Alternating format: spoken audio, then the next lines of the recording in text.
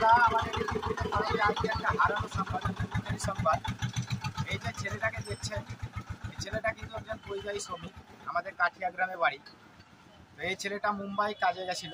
মুম্বাই কাজ থেকে ফেরার পথে মুরারই থেকে যখন টোটো করে সে কাঠিয়া আসে, টোটোর উপরে ব্যাগটা রেখেছিল।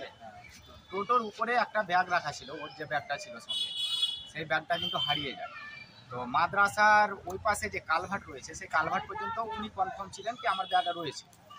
যাই হোক, ব্যাগটা কিন্তু কালভার্টের এপারে পড়েছে, যাই হোক কাঠিয়া আসার রাস্তায়। তো মাদ্রাসার ওপারে কালভার্ট থেকে কিংবা চরকিরার মোড়টায় আমি ধরলাম, চরকিরার মোড় থেকে এইদিকে মুকলিশপুরের ভেতর দিয়ে এই মির্গিডাঙ্গা হয়ে এদাপুর হয়ে কাঠিয়া, এই যে রাস্তাটা রয়েছে, এই রাস্তার মধ্যে কিন্তু কোনো এক জায়গায় ব্যাগটা হারিয়ে গেছে।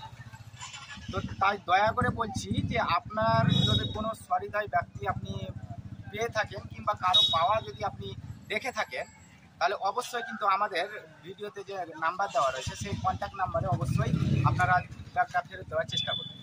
আমরা খুব খুশি হব, আনন্দ হব ব্যাগটা যদি ফেরত দেন। এই ব্যাগটা একজন পরিযায়ী শ্রমিক মুম্বাই থেকে কাজ করার পথে হারিয়েছে। আপনি বুঝতে পারছেন যে তার পরিস্থিতিটা কেমন এখন।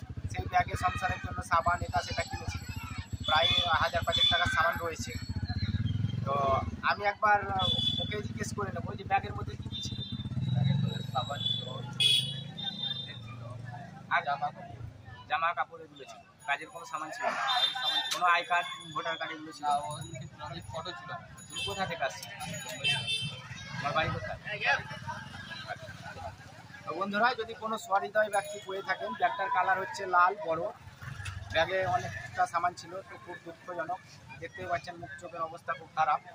দয়া করে বলছি দাদা, যদি কেউ সহৃদয় ব্যক্তি পেয়ে থাকেন অবশ্যই এই নাম্বারে কন্ট্যাক্ট করুন এবং আমাদেরকে ফেরত দেওয়ার চেষ্টা করুন।